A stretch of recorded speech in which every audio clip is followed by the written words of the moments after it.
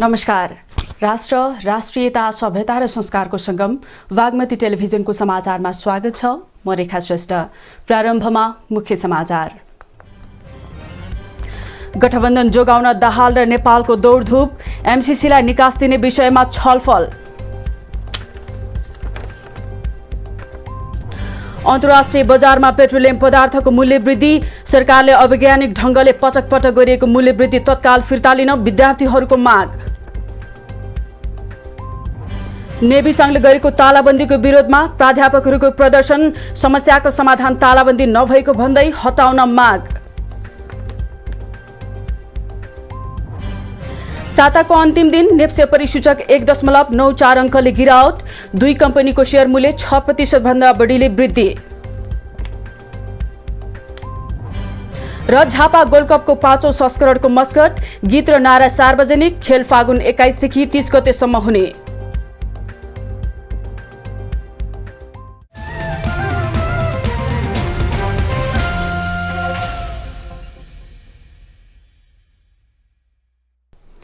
सुरु गरौं दाहाल नेपाल छलफल सम्बन्धी समाचारबाट।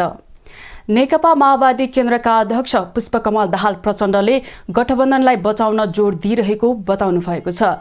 सत्तारूढ गठबन्धनको बैठक अघि नेकपा एकीकृत समाजवादीका अध्यक्ष माधव कुमार नेपाल र जसपाका नेता तथा संघीय मामिला तथा सामान्य प्रशासन मन्त्री राजेन्द्र प्रसाद श्रेष्ठसँग भेटघाट गर्दै आफूहरूले गठबन्धनलाई बचाउन जोड दिएको बताउनु भएको हो। सिंहदरबार स्थित नेकपा माओवादी केन्द्रको संसदीय दलको कार्यालयमा भएको छलफलमा एमसीसी बारेको निर्णायक बैठकको तयारीका बारेमा छलफल भएको बताउनुभयो।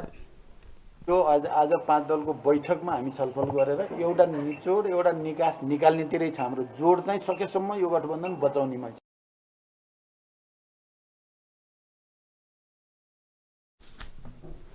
उहाँले बैठकमा एमसीसीलाई कसरी निकास दिने भन्ने कुरामा विशेष छलफल भएको पनि जानकारी दिनुभयो।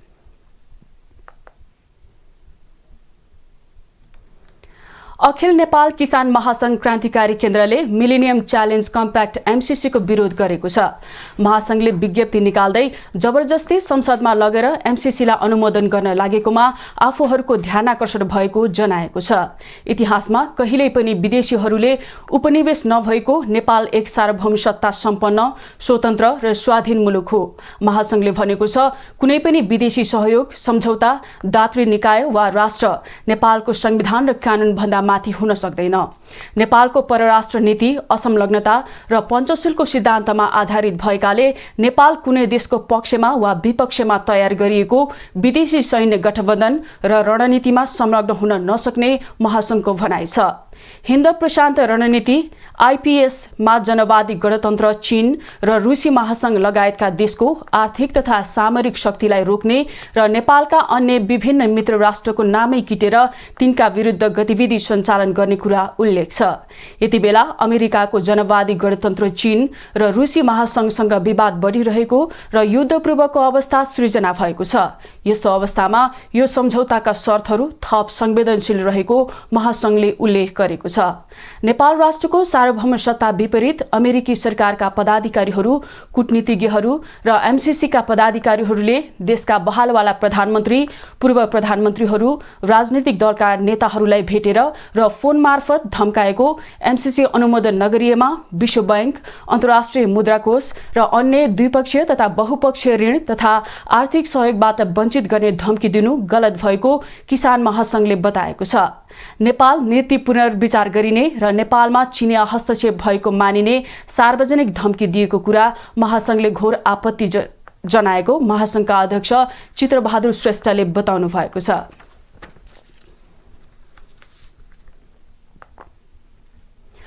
अब पालो बेलाको बोली। एमसीसी अनुमोदन गर्ने प्रतिबद्धता सहित एमसीसी मुख्यालयलाई पत्र लेख्ने माओवादी अध्यक्ष पुष्पकमल दाहाल प्रचण्ड अहिले जनताको आक्रोशबाट जोगिन तिग्रा कमाउन थालेका छन्। यसैगरी नेकपा एमाले आफू सत्तामा हुँदा एमसीसी पास गर्न लागि परेको थियो।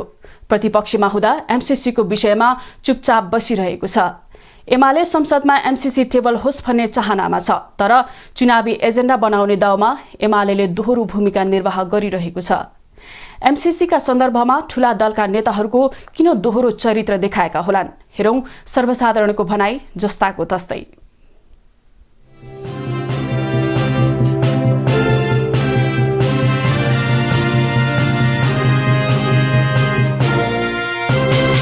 यो सरकारले जसरी चाहिँ पेट्रोलियम पदार्थको मूल्य वृद्धि गरेर आम जनतालाई सामान्य नागरिकलाई चाहिँ एउटा ग्यास बाल्ने अथवा खाना चुलो चाहिँ बाल्न नसक्ने अवस्था चाहिँ सिर्जना भइरहेको छ, दिन प्रतिदिन बढिरहेको छ। यो यसरी चाहिँ बढ्दै जाँदाखेरि चाहिँ आम जनताको जनजीविकामा चाहिँ धेरै ठुलो असर पर्ने भएको हुनाले हामीले चाहिँ यो कार्यक्रम एउटा सांकेतिक रूपमा चाहिँ कार्यक्रम चाहिँ आज यहाँ गर्दैछौँ। अहिले आयल निगमले फेरि विभिन्न वाहनामा मूल्य वृद्धि गराउने काम अगाडि बढाइरहेको छ र त्यसैको विरुद्धमा हामी मोटरसाइकल लगायतका यातायात साधनहरू चलाउन नसक्ने अवस्थामा भयौँ। वर्तमान सरकारले जुन जनतामाथि असाध्यै महँगी थुपार्ने काम गरेको छ त्यसको विरुद्धमा हामीले यो सांकेतिक कार्यक्रम गर्न थालेका हौँ। पेट्रोलको चाहिँ एकदमै घाटाकै घाटा छ भनेको छ होइन। कसरी घाटा गयो त? कसले खायो त्यत्रो पैसा? कसले खायो त्यत्रो?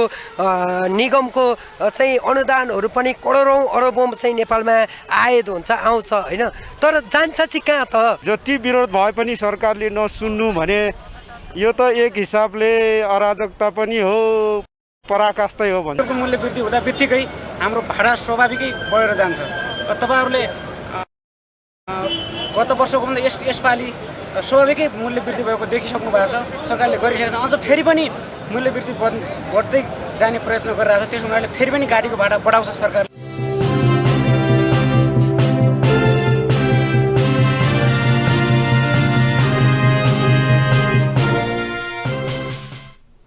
समाचारमा एकैछिन विश्राम।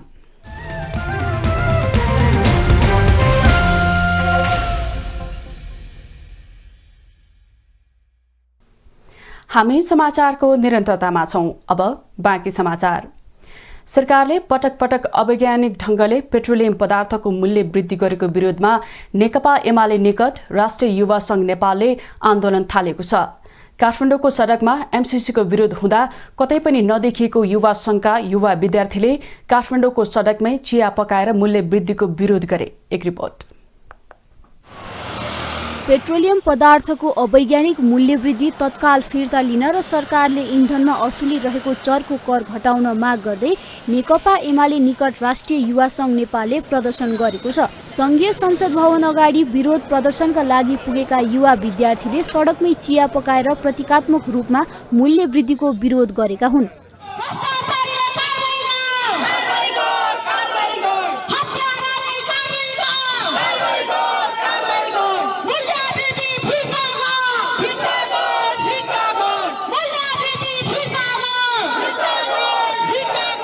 दशकौंदेखि नेपालको इन्धन बजारमा एकलौटी व्यापार गर्दै आएको नेपाल आयल निगमले इन्धनजन्य पदार्थको मूल्यमा भारी वृद्धिको तयारी गरेपछि युवा विद्यार्थी सरकारको ध्यानकर्षण गराउन सडकमा उत्रेका हुन्। अहिले आयल निगमले फेरि विभिन्न वाहनामा मूल्य वृद्धि गराउने काम अगाडि बढाइरहेको छ र त्यसैको विरुद्धमा हामी मोटरसाइकल लगायतका यातायात साधनहरू चलाउन नसक्ने अवस्थामा भयौँ। हामीले दैनिक रूपमा उपभोग्य सामानहरू पनि किन्न नसक्ने भयौँ भनेर पेट्रोलियम पदार्थको जुन किसिमको मूल्य वृद्धि भयो, अब यो मूल्य वृद्धि यसै अनुपातमा बढ्दै जाने हो भने हामीले हाम्रो सवारी साधनलाई यसै गरी सडकमा ल्याएर लिलामी गरेर बेच्नुपर्ने अवस्था आएको छ भन्ने सन्देश दिने। ग्यास पनि त्यही किसिमले मूल्य वृद्धि भइरहेको छ।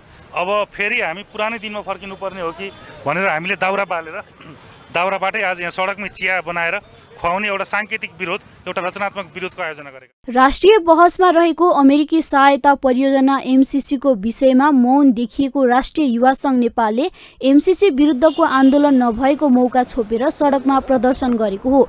उसले सरकारलाई थप मूल्य वृद्धि नगर्न र बढाएको मूल्य तत्काल खारेज गर्न चेतावनी दिएको छ। वर्तमान सरकारले जुन जनतामाथि असाध्यै महँगी थुपार्ने काम गरेको छ त्यसको विरुद्धमा हामीले यो सांकेतिक कार्यक्रम गर्न थालेका हौँ। एमाले निकट युवा संघका नेता कार्यकर्ताले विभिन्न नारा सहित प्रदर्शनका क्रममा भ्रष्टाचार अन्त्य गर, सुशासन कायम गर, मूल्य वृद्धि फिर्ता गर जस्ता नारा लगाएका थिए।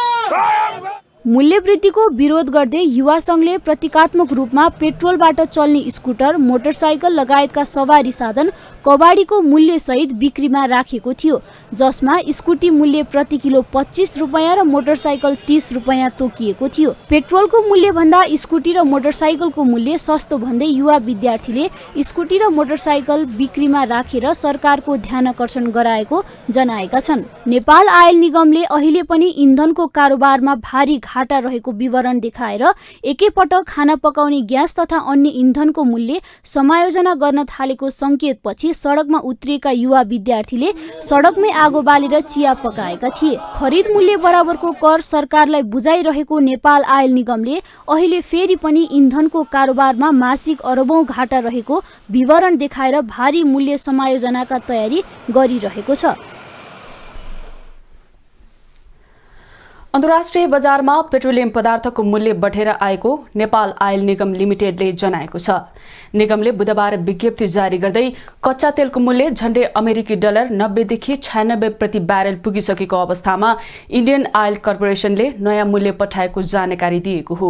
नयाँ मूल्य अनुसार प्रति लिटर पेट्रोल 5 रुपैयाँ 61 पैसा, डिजेल 5 रुपैयाँ 62 पैसा र हवाई इन्धनमा 4 रुपैयाँ 95 पैसा बढेर आएको निगमले जनाएको छ।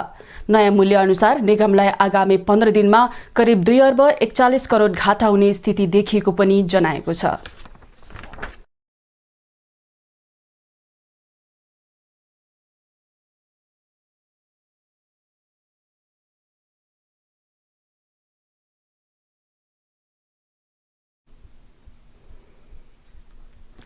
सरकारले 2300 विद्यालयहरूमा एकैसाथ आईसीटी ल्याब स्थापना गर्ने भएको छ।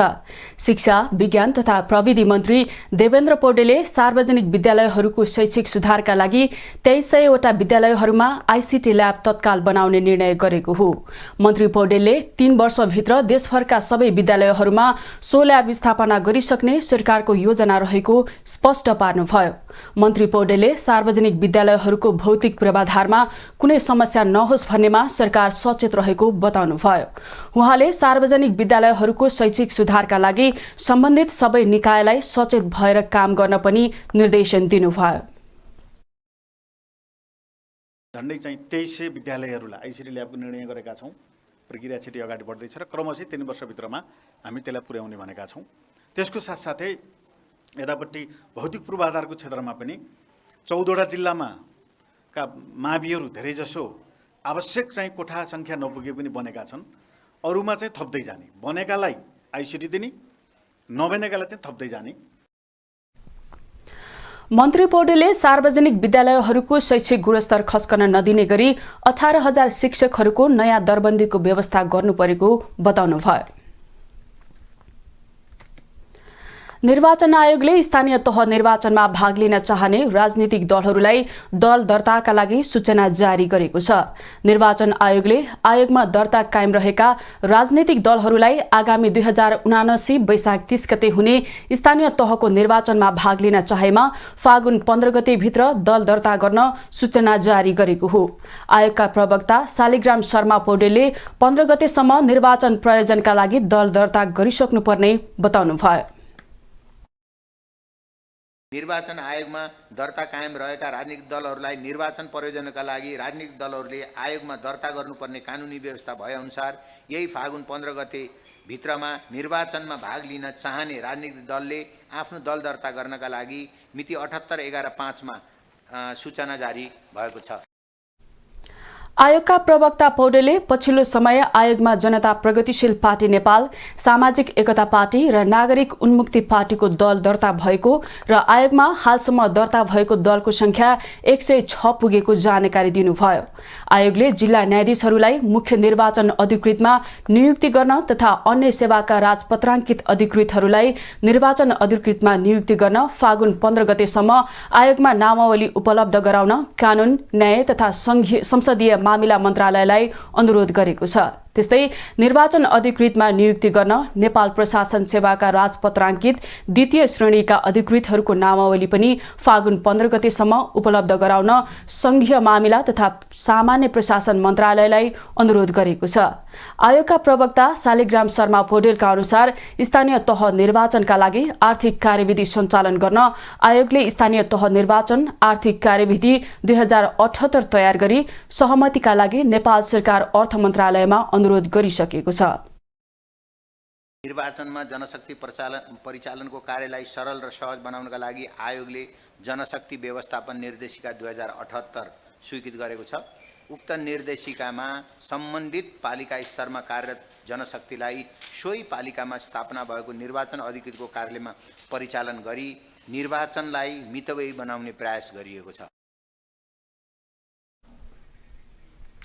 यस वर्षको निर्वाचन दिवस सबै सधैँ र सँगै भन्ने नाराका साथ विभिन्न कार्यक्रम गरी फागुन 6, 7 र 8 गते मनाउन लागि पनि निर्वाचन आयोगले जनाएको छ। सामाजिक एकता पार्टी नामक दल निर्वाचन आयोगमा दर्ता भएको छ। सीवी गहतराजको अध्यक्षतामा गठन गरिएको सो पार्टीलाई निर्वाचन आयोगले दल दर्ताको प्रमाणपत्र औपचारिक रूपमा दिएको हो। यही फागुन 3 गते बसेको निर्वाचन आयोगको बैठकले सो दल दर्ताको प्रमाणपत्र दिने निर्णय गरेको थियो। धर्मनिरपेक्षताको पक्षधारको रूपमा खडा भई संविधानको रक्षा गर्ने र मुलुकमा विद्यमान सबै खालको सामाजिक विभेदहरूको अन्त्य गरी मुलुकलाई समृद्ध बनाउन लागि पर्ने मुख्य उद्देश्यका साथ निर्वाचन आयोगमा पार्टी दर्ता गरिएको अध्यक्ष गहतराजले बताउनुभयो। उहाँले धर्मनिरपेक्षताका पक्षधर सबैलाई सो पार्टीमा समाहित हुन पनि आग्रह गर्नुभयो।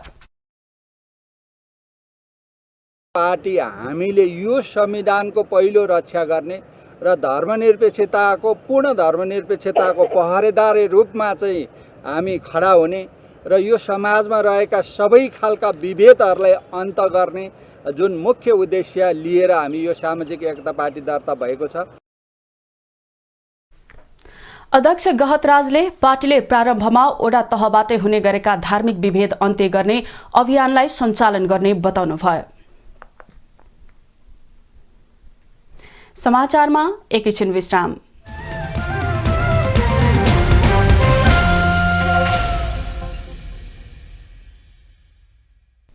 हामी समाचारको निरन्तरतामा छौं। अब बाँकी समाचार। त्रिभुवन विश्वविद्यालयका प्राध्यापकहरूले नेभी संघले गरेको तालाबन्दीको विरोध गर्दै प्रदर्शन गरेका छन्। विश्वविद्यालयका प्राध्यापकहरूले त्रिभुवन विश्वविद्यालयका उपकुलपतिको कार्यकक्षमा ताला लगाएको 200 दिन बितिसकेको भन्दै तालाबन्दी हटाउन माग गर्दै विरोध प्रदर्शन गरेका हुन्। तालाबन्दी समाधान होइन, समस्या हो। विश्वविद्यालयलाई तालाबन्दी मुक्त क्षेत्र बनाऊ। अब त अति भयो। विश्वविद्यालयमा तालाबन्दी कहिलेसम्म? विश्वविद्यालय सुधारका लागि एकजुट हौं लगायतका प्लेकार्ड बोकेर विरोध प्रदर्शन गरेका छन्। उहाँहरूले विश्वविद्यालयको रजिस्ट्रार कार्यालय अघि 15 मिनट शान्तिपूर्ण धरना दिएका थिए। प्रदर्शनकारी प्राध्यापकहरूले समस्या सहज रूपमा समाधान गर्न सकिने अवस्था रहे पनि आन्तरिक उद्देश्यले बन्द गर्दा पठन पाठनमा समस्या भएको बताउनुभयो। वास्तवमा विश्वविद्यालयका कतिपय समस्याहरू हामीले सहज रूपमा समाधान गर्न सकिने अवस्था छ, तर बाहिर एक किसिमले देखा पर्ने र आन्तरिक रूपमा अरू नै उद्देश्य राखेर निहित उद्देश्य राखेर यसरी बन्द गर्दै जाने हो भने विश्वविद्यालयका समस्याहरू कहिले पनि समाधान हुँदैनन्। प्राध्यापकहरूले विभिन्न विद्यार्थी संगठनहरूले आफ्नो आफ्नो स्वार्थका लागि तालाबन्दी गर्दै जाने हो भने विश्वविद्यालयका समस्या कहिल्यै समाधान नहुने बताउनुभयो। उहाँले विश्वविद्यालयलाई प्राज्ञिक थलो बनाउनु पर्ने बताउनुभयो। बारेमा बोल्नु पर्यो केही न केही अब भनेर चाहिँ हामीले एउटा ब्रेक प्रयत्न गरे हो। यो खास के भने यो बन्द संस्कृति बन्द गरेर तालाबन्दी गरेर माग पुरा गर्ने एउटा अचम्मको संस्कृतिको अन्त्यको लागि नै हो। खास सत्तारूढ दल नेपाली कांग्रेस निकट विद्यार्थी संगठन नेभी संघले विगत लामो समय यता शैक्षिक क्षेत्रमा सुधार गर्नुपर्ने माग गर्दै तालाबन्दी गर्दै आएको छ। अब आर्थिक समाचार।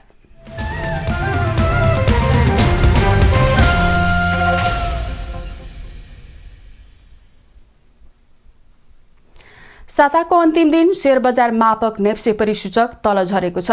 कारोबारको सुरुवातदेखि उतार चढावका बीच नेप्से परिसूचक कारोबारको अन्त्यमा आएर नेप्से 1.94 अङ्क घटेर 2732.51 बिन्दुमा झरेको छ।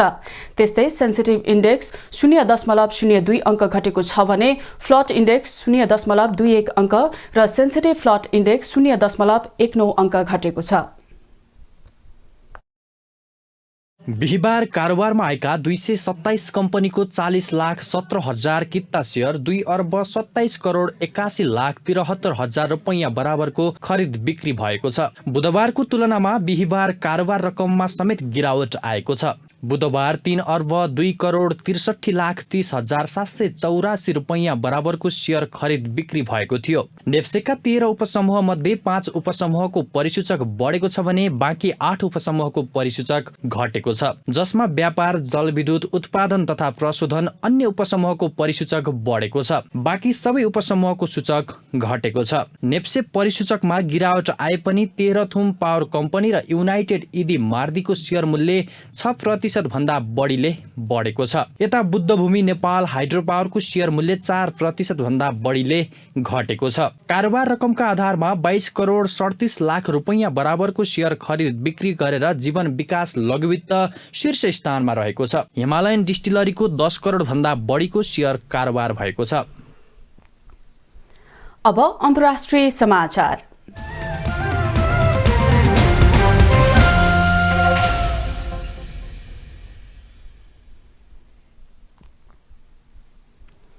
बंगलादेशले कोरोना विरुद्धको खोपको पहिलो डोज सहित 10 करोड भन्दा बढी मानिसलाई खोप लगाएको छ। आधा भन्दा बढी खोप चीनको सिनोफार्मबाट लिएको हो। स्वास्थ्य सेवा महानिर्देशनालयको व्यवस्थापन सूचना प्रणालीले फेब्रुअरीसम्ममा 10 करोड 11,90,890 जनाले खोपको पहिलो डोज लगाएका छन्, जसमध्ये 5 करोड 20,84,442 जनाले चिनिया खोप लगाएको अधिकारीहरूले बताएका छन्। त्यसैगरी करिब 7 करोड जनाले दुवै मात्राको खोप लगाइसकेका छन्। बंगलादेशले महामारी नियन्त्रण गर्ने उद्देश्यले कोभिड खोप अभियानलाई तीव्रता दिँदै आएको छ।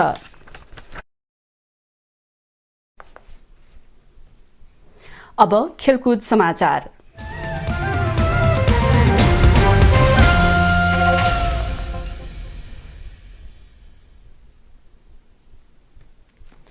झापा गोल्ड कपको 5औं संस्करणको मस्कट, गीत र नारा सार्वजनिक गरिएको छ। झापा गोल्ड कप मूल आयोजक समितिले बिर्तामोड स्थित सचिवालयमा आयोजित पत्रकार सम्मेलनमा मस्कट, गीत र नारा सार्वजनिक गरेको हो। गोल्ड कप यही फागुन 21 गतेदेखि 30 गतेसम्म बिर्तामोड नगरपालिका 3 स्थित डोमालाल राजवंशी रंगशालामा आयोजना हुन लागेको छ। गोल्ड कपलाई उत्कृष्ट, भव्य र परिष्कृत बनाउन पहिलो पटक औपचारिक गीत निर्माण गरिएको छ। गोल्ड कपको औपचारिक मस्कटका रूपमा हात्तीको छावा राखिएको छ।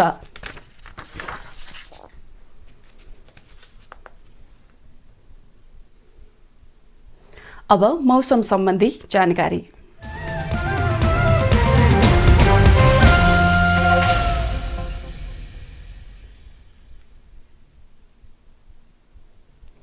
देशको पहाडी भूभागमा आंशिक बदली रही बाँकी भूभागमा मौसम सामान्यतया सफा रहनेछ। बिहानको समयमा देशका पश्चिम तराईका थोरै र मध्य तथा पूर्वी तराईका केही स्थानहरूमा कुहिरो हुस्सु लाग्ने जल तथा मौसम पूर्वानुमान महाशाखाले जनाएको छ।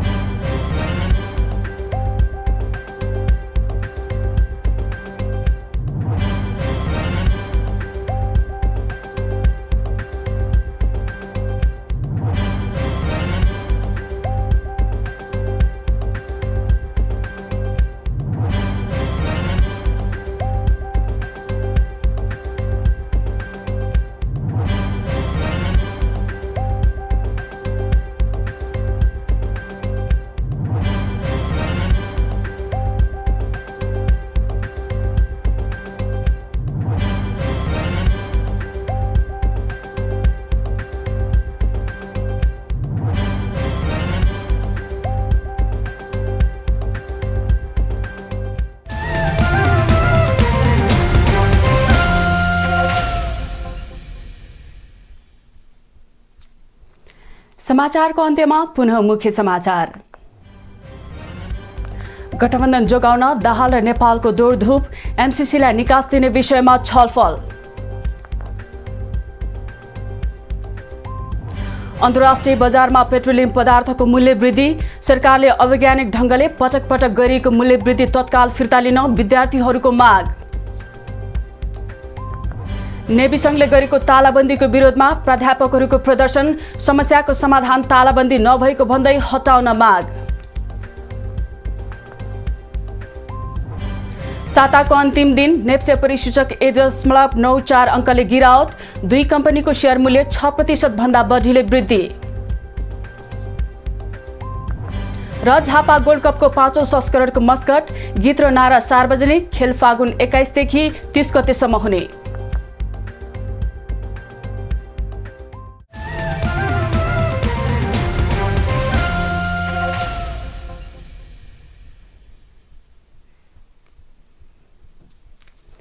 राष्ट्र, राष्ट्रियता, सभ्यता र संस्कार संरक्षणमा समर्पित बागमती टेलिभिजनमा प्रसारण भइरहेको समाचार अहिलेलाई यति नै। हेर्दै रहनुहोला बागमती टेलिभिजन।